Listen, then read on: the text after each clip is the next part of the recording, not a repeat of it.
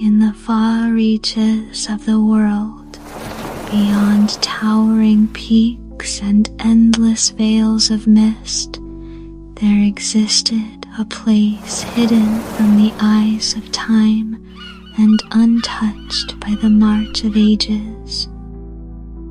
A secret valley known only in half-remembered songs and fading dreams. Its name was Drakhalor, the Valley of Dragons. A land where sky met earth in emerald harmony, and where humans and dragons lived not in fear, but in ancient understanding. Few believed it was real, and even fewer had ever glimpsed its shimmering horizon, for it was protected by magic older than memory and wrapped in enchantments whispered by the stars themselves.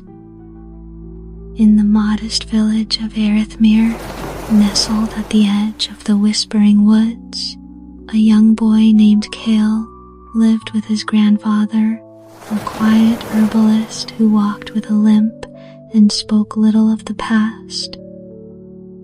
Kale was different from the other children, smaller perhaps, but sharper in thought and strangely attuned to things others cannot perceive. He often paused mid-step to listen to the wind or stared too long at the moon, as if deciphering its secrets. His eyes were silver-hued, like mist on water, and his hair black and wild like the crows that circled the watchtower on stormy days. The other children found him strange and whispered tales when they thought he couldn't hear, but Kale didn't mind.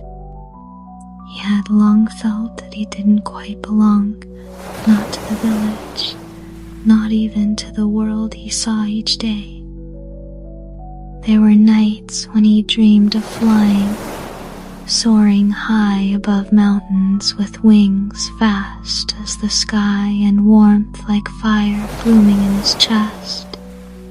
When he awoke, he always found a faint humming in his ears, like a lullaby from a distant time. "Dragons are just tales, child," the village elder would mutter whenever Kyle asked. Stories to keep little ones from wandering too deep into the woods. But Kyle knew better.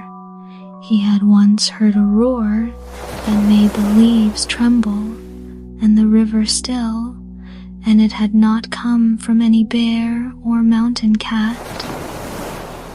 He had followed the sound barefoot through the trees, breathless, until he reached a grove where the air shimmered with heat, though the season was cold. Above, the sky bore a single streak of light vanishing westward. He told no one, not even his grandfather, who watched him with eyes both knowing and wary, as if Kale's questions stirred something long buried. One twilight, as the village prepared for the Harvest Moon Festival, Kale wandered to the top of the hill behind the granary, where the wind danced freely and stars came early.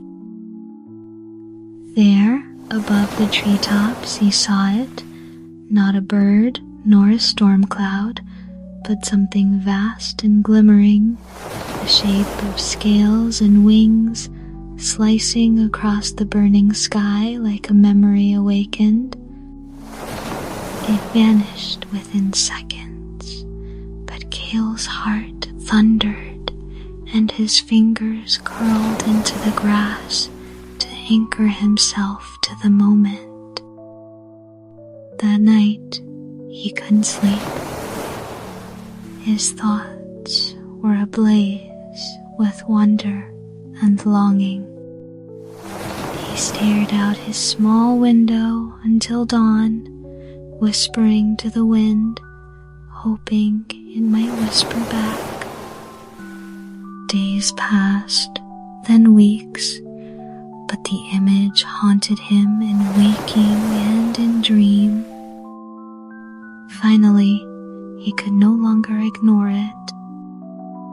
He began exploring deeper into the woods, tracing ancient trails long forgotten, covered in moss and silence. He found stones etched with glyphs too old to read, and streams that hummed with music when he stepped too close. The forest seemed to know him now. Birds quieted when he passed, and the trees swayed without wind, as if they too had been waiting.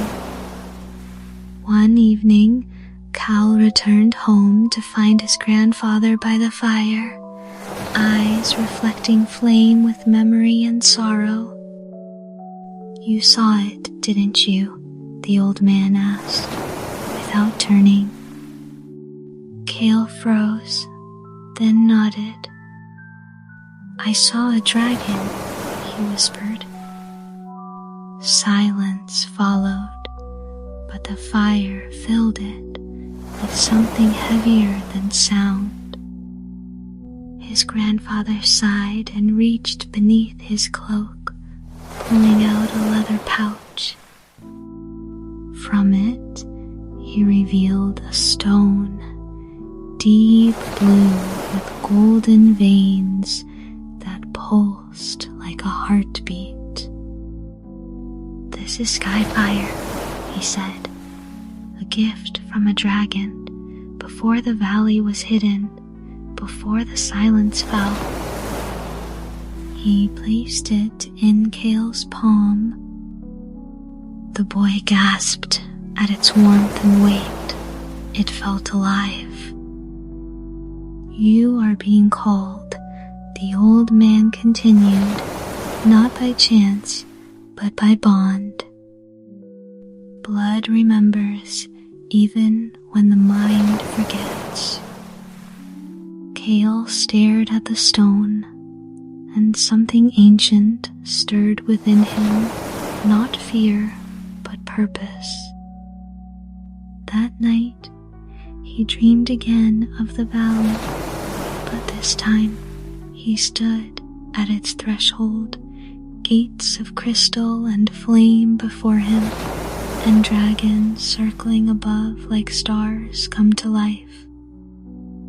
When he awoke, the stone still pulsed in his hand, and he knew with certainty his journey had begun. Cale left the village before dawn, the sky still dressed in indigo and the stars blinking their final goodbyes. He carried only a satchel of dried fruit, a flask of river water, the Skyfire stone, and his grandfather's quiet blessing. The wind felt different as he stepped into the trees, warmer somehow, like it recognized him. Birds did not sing, but the forest was not silent either, filled instead with rustles and distant echoes that felt like voices hidden in the leaves. Cale followed no trail, only instinct and the quiet thrum of the stone in his pocket, which pulsed gently like a heartbeat. Every step into the woods felt like peeling back a veil between worlds. By midday, he reached a clearing he had never seen before, though it lay not far from familiar paths. In the center stood an arch of twisted roots and moss-covered stone, impossibly old and yet untouched by decay. Something about it pulled him closer, and as he stepped through, the air shimmered like heat on stone. On the other side, the forest was deeper, quieter, and filled with a golden mist that softened every shadow. Kale's breath caught in his throat, not from fear, but awe. He had crossed into a part of the world few ever knew existed. The sky above was a deeper blue, the trees taller, their bark covered in faint glowing veins like starlight frozen in wood. A fox with silver fur watched him from the underbrush, eyes bright with something far too knowing. It did not flee, only blinked and disappeared behind a tree that bent slightly toward Kyle as he passed. Time slowed in this place, or perhaps moved differently, and Kale no longer cared what day it was or how far he had come. The stone in his pocket grew warmer, and with it came a quiet song in the back of his mind, wordless but filled with longing. He followed it like a thread through the trees, across a narrow stream that glowed faintly green, and up a ridge of black stone that looked like the spine of a sleeping beast. When he reached the top, Kale saw it at last. A vast valley stretched out before him, cradled between mountains whose peaks kissed the clouds. The trees below shimmered in every shade of green and gold, and through their canopies, shapes moved, vast, winged, and graceful. Dragons. Dozens of them, soaring, resting, curled beside waterfalls or basking in the light of a sun that somehow felt closer here. Kyle's legs gave way, and he knelt, not from exhaustion, but from the weight of wonder. The stone in his hand pulsed faster now, brighter, until it glowed like a star in his palm. One of the dragons turned. It was silver blue, enormous and elegant, with wings like liquid sky and eyes that shone with ancient thought. It rose into the air with a slow, silent beat of wings and flew directly toward him. Kale did not move. As the dragon descended, he felt no fear, only recognition, as if he had seen this creature in a dream from long ago. It landed with the softness of snowfall, its gaze fixed on him, and lowered its head until their eyes met. Kale reached out, hand trembling, and placed the skyfire stone on the grass between them. The dragon touched it gently with the tip of its snout, and a wave of warmth spread outward, touching trees, sky, and soul. In his mind, Kale heard the first true words, not spoken aloud, but clear as any voice. "Welcome home, child of the flame." The words echoed in Cal's mind like a melody remembered from before birth, ancient and powerful, yet filled with warmth. The dragon's eyes glowed softly, and in them Kyle saw skies he had never flown, flames he had never touched, and memories not his own. "Did you speak to me?" Kyle asked aloud, his voice barely more than a whisper. The dragon blinked once, slow and deliberate, and lowered its massive head until its nose almost touched the grass where the Skyfire stone lay. Another wave of warmth rushed through Kyle's chest, and he felt something within him shift, like a door unlocking in his soul. "You hear the true voice," the dragon said in his thoughts, "not with sound, but with presence. You are one of the bound." Kale stared, his heart beating so fast it echoed in his ears. "Bound?" he asked, uncertain. The dragon rose slightly, its wings folding like shimmering silk behind its back. Long ago, the dragon continued, humans and dragons shared more than the sky. We shared thought, memory, and flame. Those who could hear us, those whose hearts burned with the old fire, became our kin. But the world turned, the bonds faded, and the valley was hidden to protect what remained. Kale stood slowly, knees shaking but gaze steady. "Why me?" he asked. The dragon's expression softened, and Kale somehow felt a smile beneath the scales.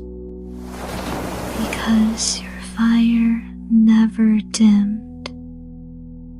The world tried to quiet it, but it lived on in you." Kale didn't know what to say, so he stood in silence, letting the dragon's presence steady his thoughts. "What do I do now?" he asked. The dragon stepped aside, revealing a narrow path that wound down into the heart of the valley, where waterfalls glistened and mist clung to ancient stones. "Come with me," the dragon said.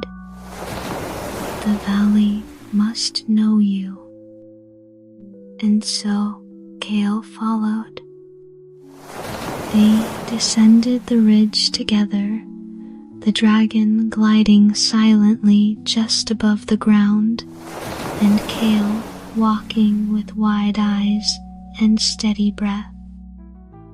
Flowers opened as he passed, their petals glowing faintly, and birds with feathers like flame circled in the canopy. He crossed bridges made of woven roots, stepped over stones that sang softly when touched, and breathed air that felt more alive than anything he had ever known. They passed other dragons, some small and swift, darting between trees like sparks, others massive and slow, their eyes heavy with wisdom. Each one paused as Kale approached, nodding slightly or humming in tones that echoed through bone and sky. At last, they came to a lake at the valley center, so still it mirrored the sky perfectly. In the middle of the lake stood an island of white stone, carved into spirals and symbols Kyle could not read, but somehow understood. The dragon landed at the water's edge and looked at him. "This is the Heartstone Isle," it said. "Here, we remember what was and choose what will be." Kale stepped forward, and the water beneath him hardened into glowing light, forming a path from shore to isle. He crossed carefully, every step filling him with warmth and something deeper, a calm clarity he had never known. When he reached the center, a circle of stones rose from the ground, each etched with runes, each humming with ancient magic. The dragon circled above once and landed behind him, wings folding like curtains of sky. "Place your hand on the stone," it said, "and speak your name." Kale approached the largest stone, its surface warm and pulsing beneath his palm. "I am Kale of Arithmere," he said softly. The stone flared with golden light, and a gentle wind rose from nowhere, lifting leaves and light around him in a spiral.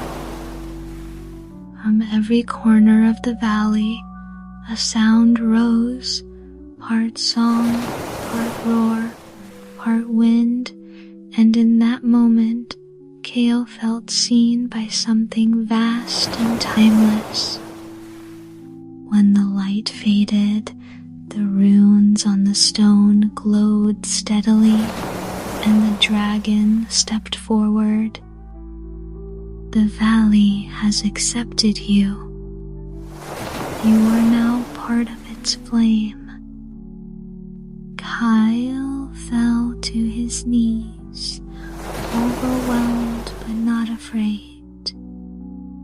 He closed his eyes and let the warmth wash over him. Somewhere in the back of his mind, he heard his grandfather's voice, soft and proud. "You found it," the voice whispered. "You've returned." As the sun began to set beyond the peaks, painting the sky in hues of rose and amber, Kale sat on the white stone and watched dragons dance through the clouds. For the first time in his life, he was exactly where he was meant to be. Night in the valley came not with darkness, but with silver light, as if the stars above poured their glow into every tree, every stone, every scale. Kale remained on the Heartstone Isle long after sunset, his thoughts quiet, his soul full. The dragon who had brought him there remained nearby, curled beside the lake like a living mountain, its breath slow and rhythmic. "Do you have a name?" Kal asked, glancing over his shoulder. "I am called Thaler," the dragon answered. "I was the last to bond before the veil fell." Kyle nodded slowly, unsure what that truly meant, but sensing the weight of it. "Were there others like me?" he asked.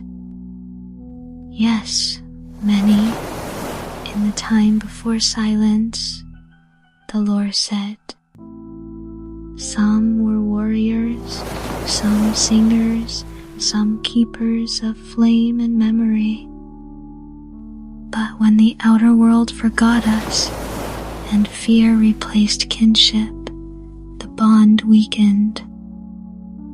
Kale turned back toward the water, watching the reflection of distant dragons circling through the night sky. What happened to the bond?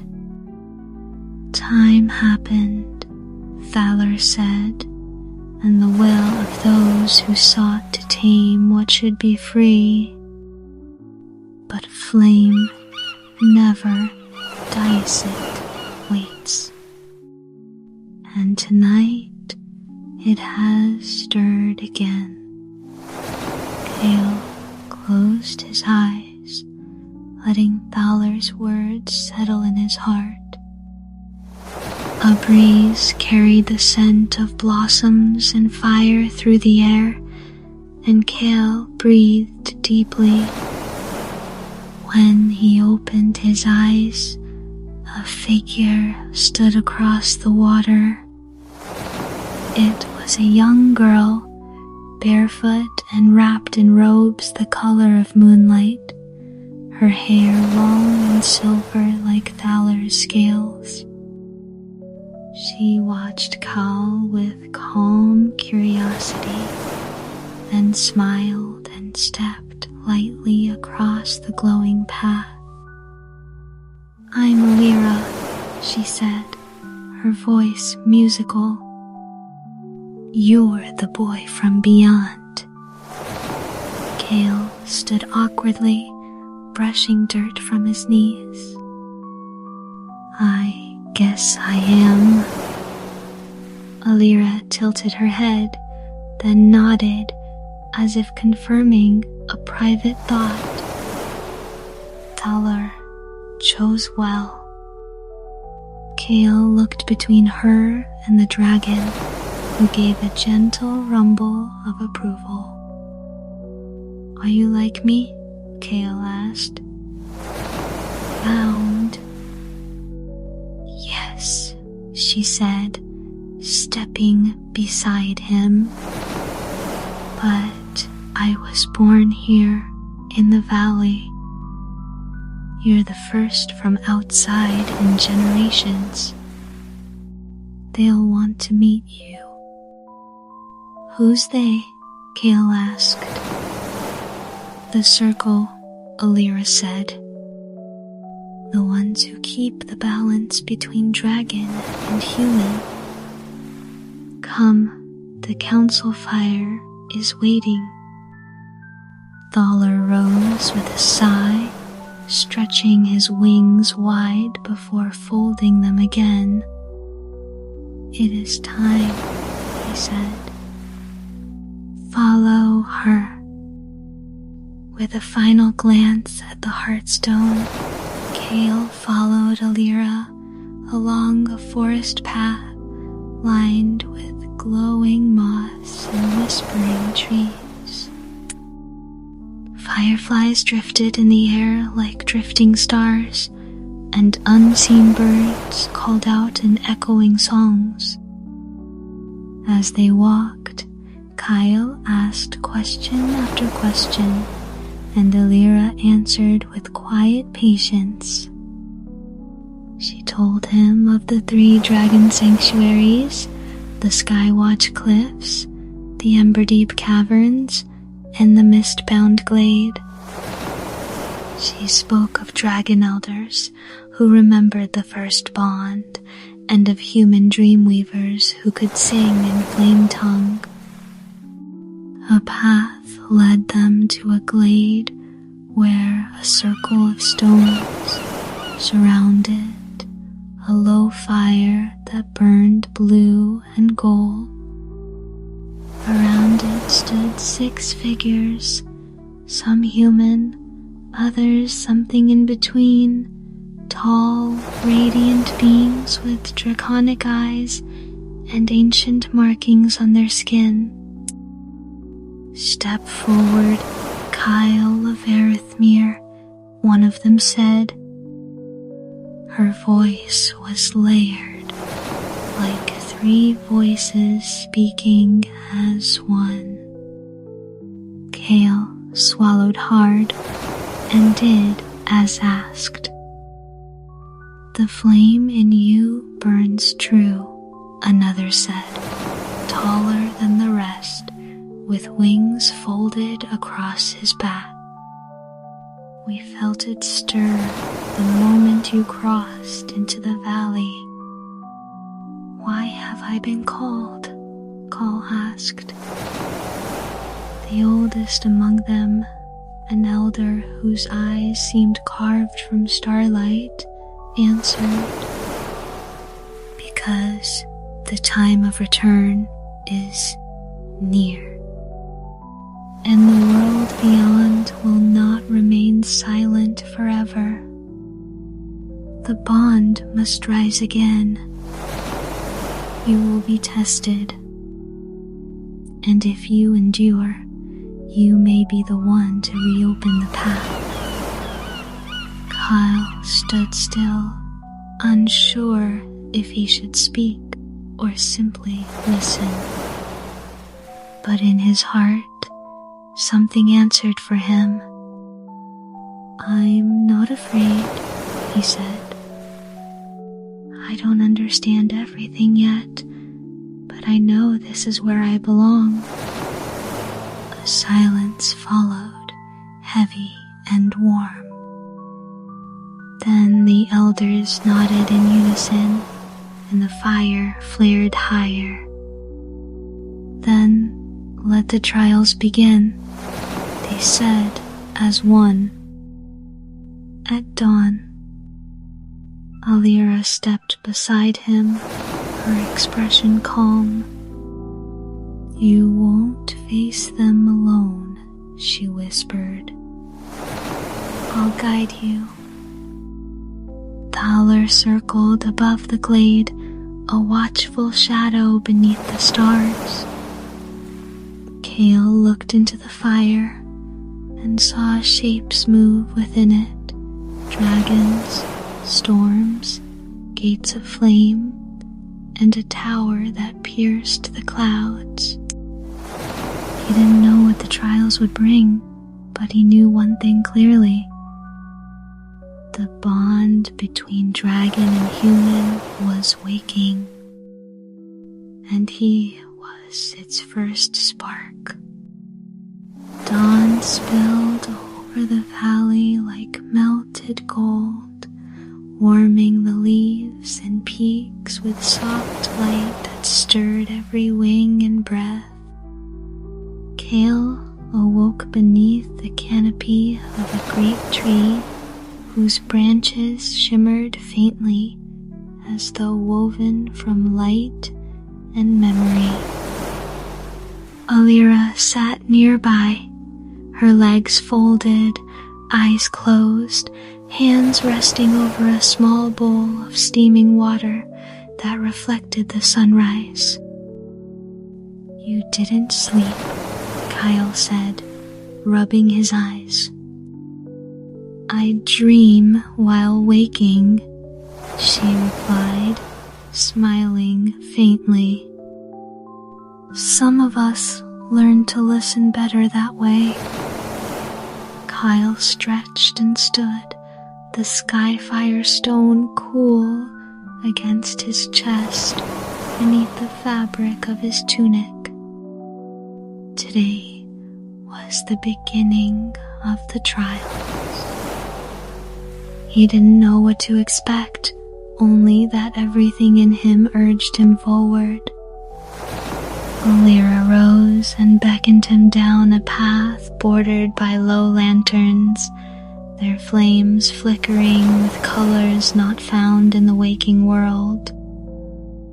Birds with feathered crests flew above them in spirals, leaving trails of glowing dust that faded slowly behind. The path led to a hollow in the side of a stone cliff where an archway carved with dragon sigils pulsed with soft blue light. Waiting there was Thalor, his wings folded tight and his gaze calm. You must enter alone, the dragon said. this place will test what lies within you, not just around you. How long will it take? Kyle asked. Time inside the ether hollow bends, Thalor said.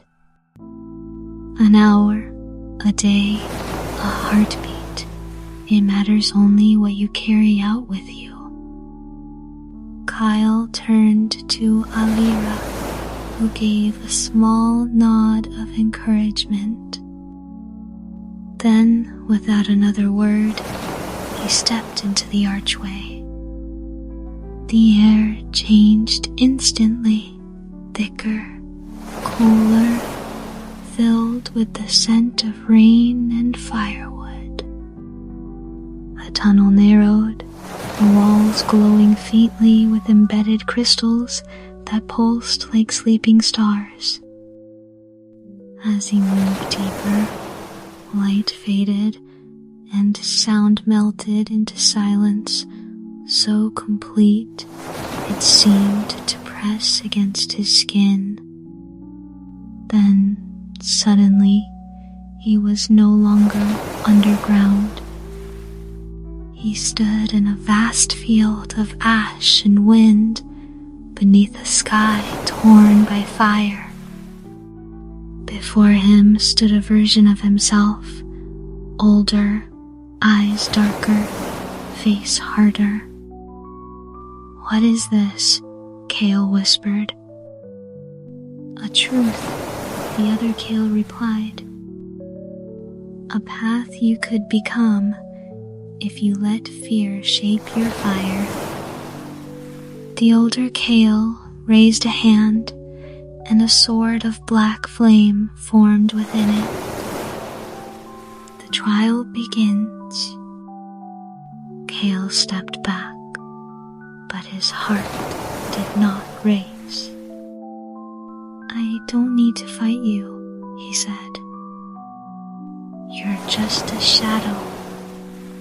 But I am real, the shadow replied. Every fear, every doubt, every time you wanted to run. The sword swung toward him, and Kale raised his arm instinctively, only to see flame burst from his palm, forming a shield of light. The blow struck, but the shield held. The two clashed again and again, flame against flame, will against fear, until Kale no longer saw an enemy, only himself. And then, in the center of the storm, he lowered his hand. I accept you, he said. The shadow paused. I am not here to destroy you. I am here to understand you. The flame sword faded. The shadow stepped forward, face softening, and merged into Kale's body like mist returning to water. Light flared around him, and the ashen plain dissolved. He stood again in the tunnel, breathless but whole. When he emerged from the archway, the sun was still rising. He succeeded, Alira said, smiling as she stepped forward. Thalor's deep voice echoed with quiet pride. The flame accepts him. What comes next? Kal asked. There are 3 trials, Alira said. You've passed the trial of the self. Next comes the trial of the bond. And for that, you'll need to fly. Kale's eyes widened. Fly? On a dragon? Drakhalor lowered his head. No, Kyle, with a dragon. And somewhere far above the clouds, a distant roar echoed like thunder across the valley.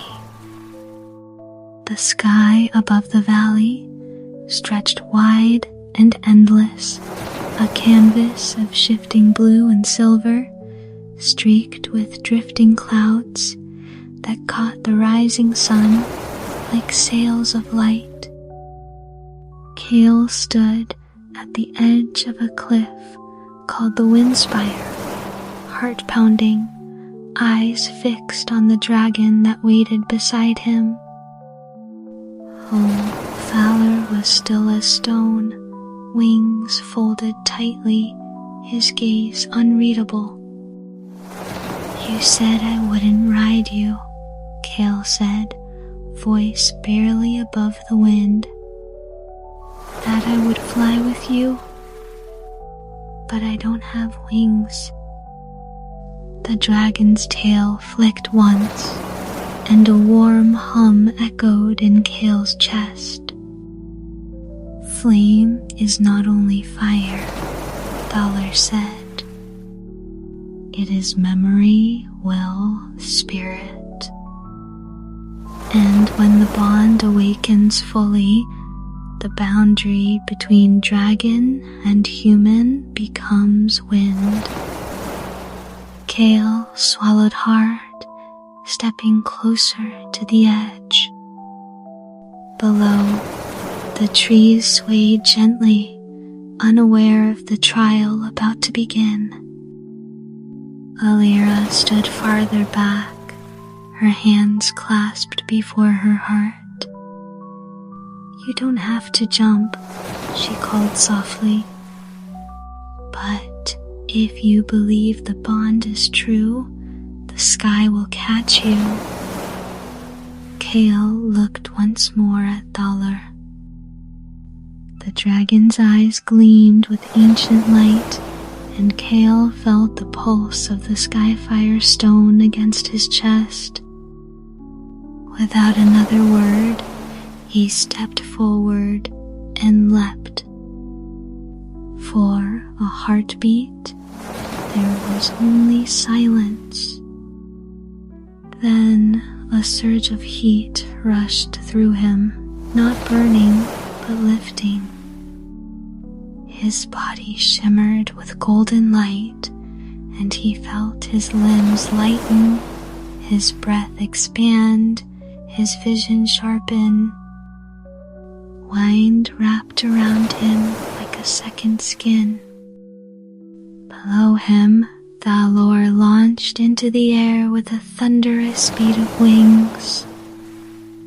Kale didn't fall. He soared.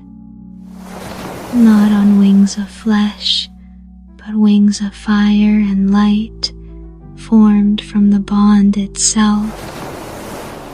He laughed, loud and free, as he and Drakhalor circled one another in wide arcs above the valley. Birds scattered below them, startled and joyous. Clouds parted, and Kale flew higher. He could see the entire valley now, the glimmering rivers, the dragon sanctuaries, the cliffs wrapped in morning fog. Drakhalor's voice touched his mind again. The bond is more than flight. It is trust, balance, and unity. You fly not as a rider, but as a mirror. Let me lead. Kyle closed his eyes and opened his thoughts. In that instant, he felt Thalor's heartbeat echo his own. He saw memories not his, hatchlings under starlight, sky duels above forgotten mountains, a final farewell to a rider whose name still lingered in sorrow. Tears filled Cal's eyes, but they did not fall. Instead, they became sparks that drifted away behind him. The flight continued until the sun reached its peak, and then the two descended in wide spirals, landing atop a plateau ringed with ancient standing stones.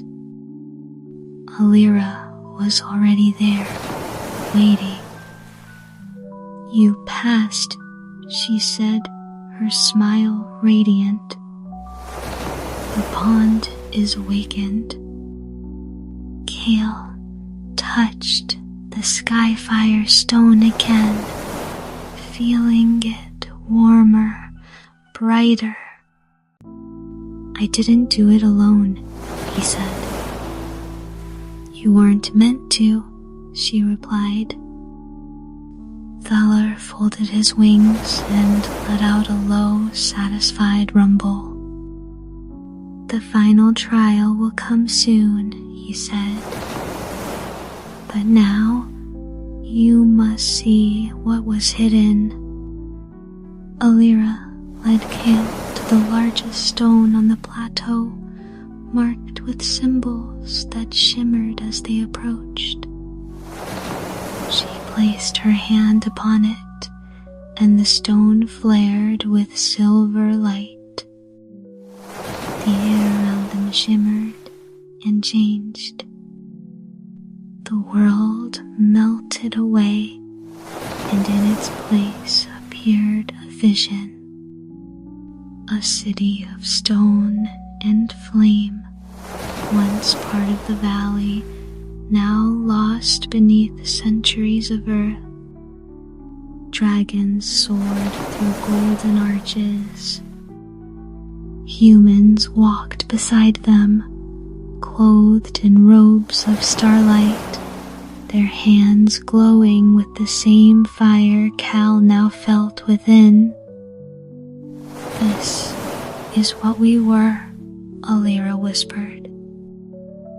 "Before the bond was broken, before fear closed the gates of Drakhalor, the vision shifted.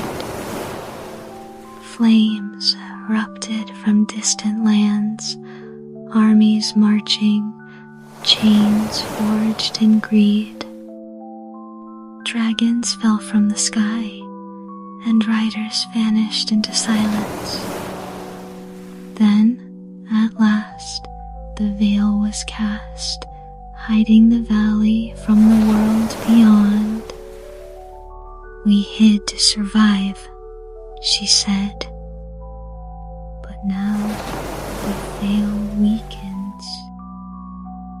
The outer world stirs again. And if we do not rise, we will be forgotten forever." Kale clenched his fists. "Then we must restore the bond." Thaler's voice was quieter now. "The final trial will not test your strength. It will test your choice." Kyle looked between them, then up at the wide sky, where the stars still lingered behind the light. "Then I'm ready," he said. The wind howled across the high reaches of the valley as storm clouds gathered far to the north, curling like dark wings over jagged peaks that had not seen sunlight in many seasons. Kale stood before the ancient gate known as the Veilbreak, its surface carved with forgotten runes and half covered in ivy that shimmered faintly in the rising wind. Alira stood beside him, her expression calm but solemn. Behind them, Drakhalor waited in silence, his wings tucked close, his breath slow and steady. "This is where the bond was sealed," Alira said quietly, "and where it can be restored." Kale ran his fingers across the stone, feeling the hum beneath the surface, like distant thunder waiting to be called. "What happens if I fail?" he asked. Alira looked at him with eyes that held centuries. "Then the veil remains. The bond fades, and the world forgets us for good." Kyle nodded once, then stepped forward as the stone gate began to respond to his presence. Light traced the runes, forming a circle that pulsed with soft gold. The air grew heavy, and the moment he passed through, the world shifted. He stood in a vast chamber without walls, a sky above filled with stars, and nothing beneath his feet but mist and memory. Voices whispered around him, voices of dragons and riders long gone, echoing through time. A figure appeared before him, neither dragon nor human, but both, cloaked in flame and shadow. "You have come to restore the bond," it said, voice like wind over stone. "But first, you must choose." "Choose what?" Kale asked, his voice unshaken.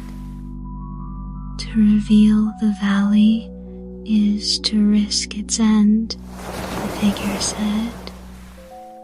"To keep it hidden is to let the bond die slowly. The world beyond has changed, Kyle. It is louder, faster, colder. They will not welcome us with open arms. Yet some hearts still burn bright." Kale stepped closer, light building around his hands as the skyfire stone responded to his thoughts. "Then we show them," he said, "not with power, not with fire, but with truth." The figure studied him in silence, then raised one arm. Before Kale appeared 3 visions. In the first, the valley remained sealed, hidden forever, untouched, but slowly fading. In the second, it was revealed, and war came swiftly. Dragons hunted, and the bond shattered. In the third, it was shared cautiously. A single gate opened, and from it emerged only those chosen by the flame. "One path lies ahead," the figure said, "but you must carry its weight." Kale looked at each vision, and though fear stirred within him, it was small beside the fire he now carried. "The third," he said, "one gate, one flame, one chance." The figure bowed slowly, then faded like smoke. The chamber dissolved, and Cal stood once more before the veil break. Alira stepped forward, her eyes wide. "You chose," she whispered. In the valley, hurt you. Above them, the sky split open with light. A great column of flame burst upward from the gate, not destructive but brilliant, like the sunrise after 1,000 nights. Across the valley, dragons roared in unison, their voices rising like a single soul. The ancient wards cracked and fell away like old bark. A path formed between worlds, narrow, fragile, but real. Drakhalor stepped beside Kale, his eyes glowing. You have done what none have dared for generations. You lit the fire again. Kale fell to his knees, not in exhaustion, but in reverence. The bond was not just restored, it was reborn. In the distance, Kale saw a mountain that had once been cloaked in mist, now glowing with dragon fire. The valley was awakening, but the world would soon feel its heartbeat. The first morning after the veil break shimmered with new light, as if the very sky had exhaled after centuries of holding its breath.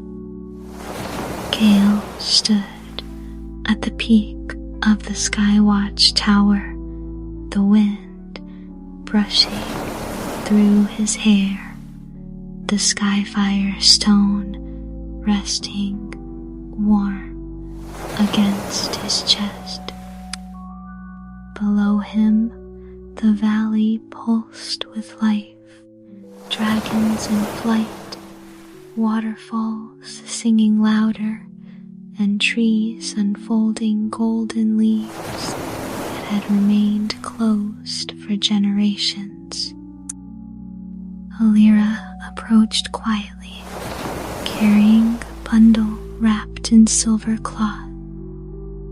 The circle of flame has gathered, she said. They await your voice.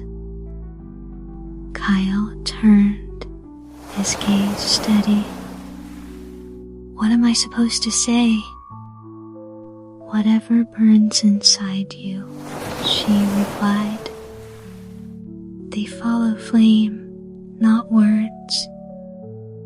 Together, they descended the tower steps, crossing bridges woven from living wood and climbing down to the gathering hollow, where humans and dragons alike had formed a wide ring around a great mirrored pool. At the center stood 6 dragon elders and 6 human bond keepers, forming the circle. The moment Kyle stepped into the circle, the wind stilled, and the valley seemed to lean in to listen. He looked around at the faces, some ancient, some young, all waiting. I am not the first to carry the flame, Kale said, and I will not be the last. But I come with a choice that belongs to all of us. We can remain hidden, safe behind old silence, or we can step forward, not to fight, not to conquer, but to remember who we are. Murmurs rose from the gathering, low and thoughtful. A dragon elder named Sorceress, whose scales shimmered like oil on water, stepped forward. You would risk the valley's peace for the hope of reunion. Not risk, Kyle said. Restore. The world outside is broken, yes, but there are hearts out there like mine, hearts that burn without knowing why. If even one of them finds their way here, the bond grows stronger.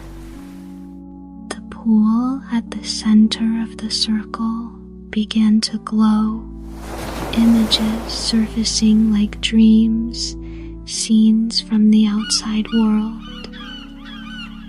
Forests burned, cities choked in metal and noise.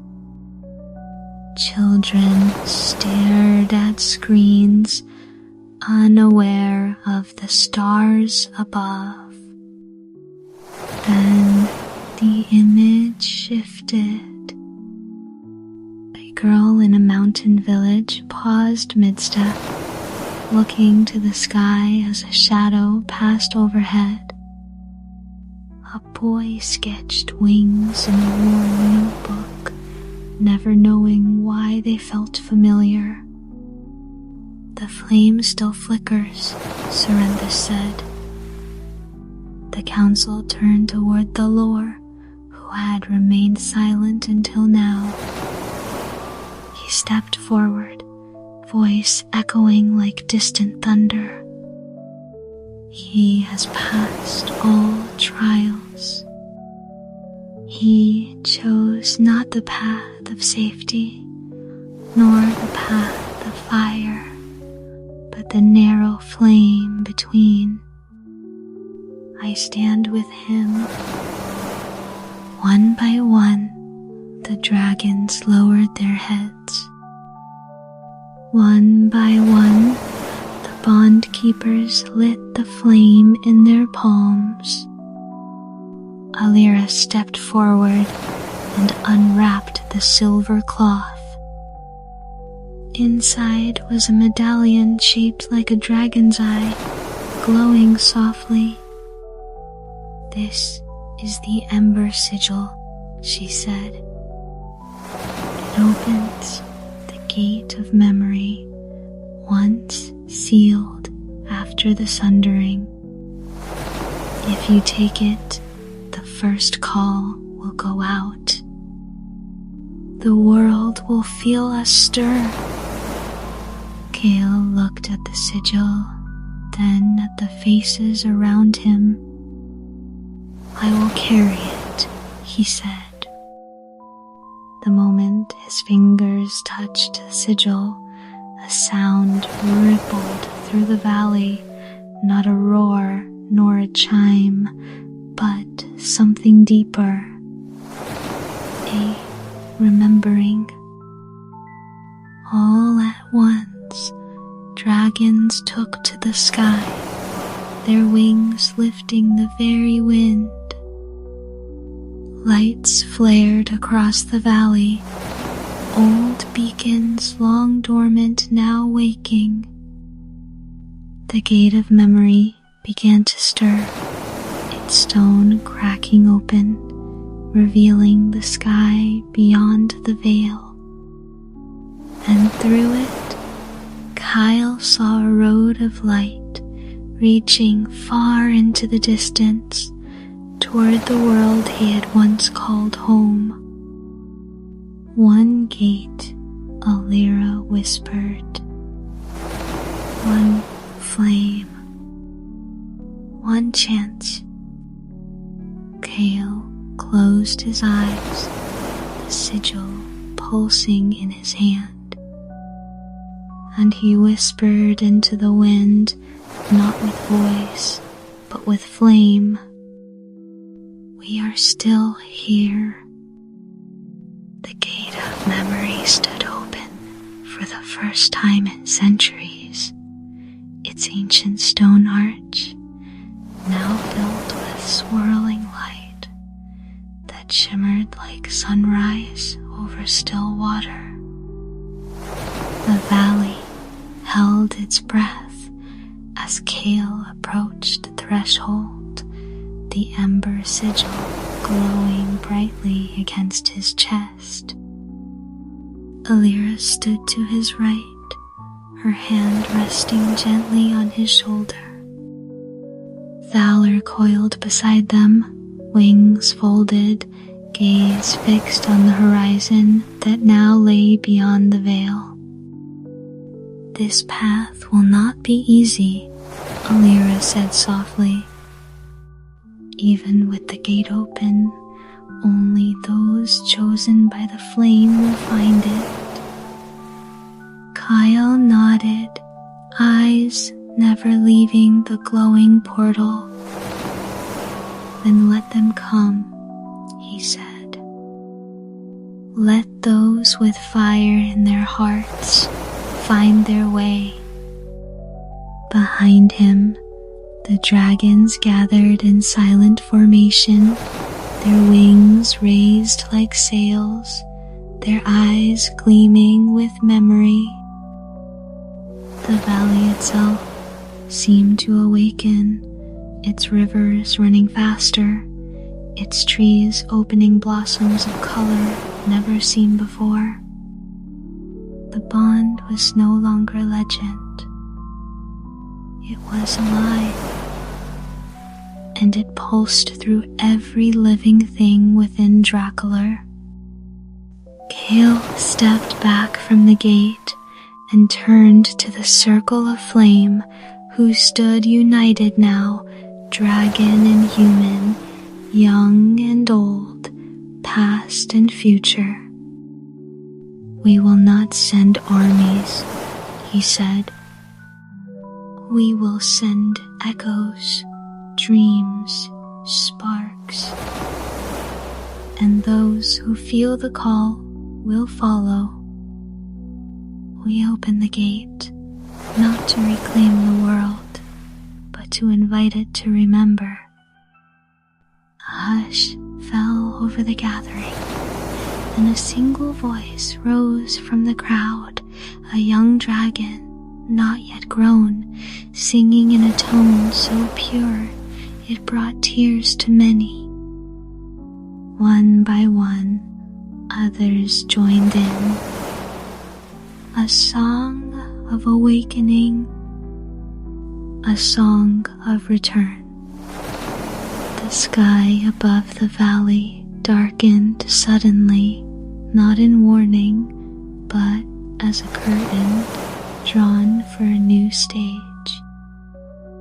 Stars emerged early, forming unfamiliar constellations that shimmered directly above the gate.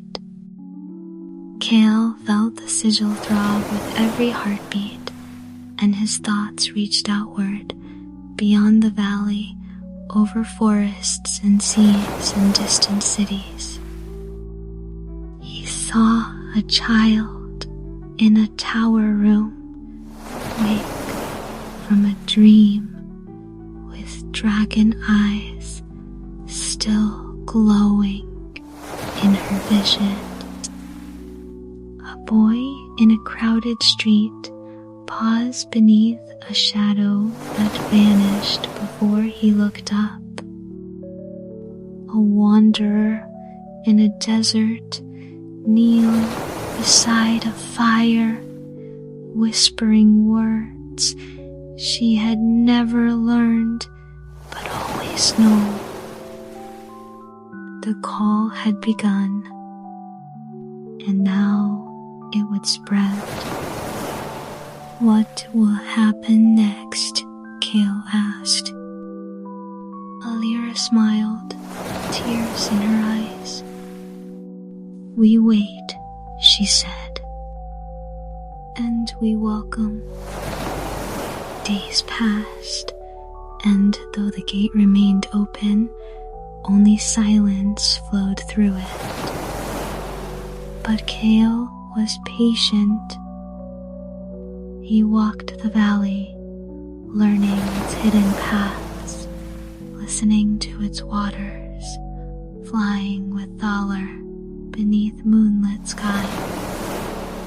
He helped rebuild the old watchposts, read stories etched into stone, and watched the flame dance at council fires. Then, one morning, As mist curled low along the forest floor, a sound rose from the gate. Soft footsteps. A girl no older than Kale had been when he first dreamed of flight stepped through the light. Her eyes were wide, her hands trembling, but the flame in her chest glowed steady. Kale stepped forward to greet her, offering no sword, no spell, only his hand. She took it, and the valley exhaled once more. That day, a new flame joined the bond, and it would not be the last, for the gate would stay open, the path would stay lit, and the dragons would remember always.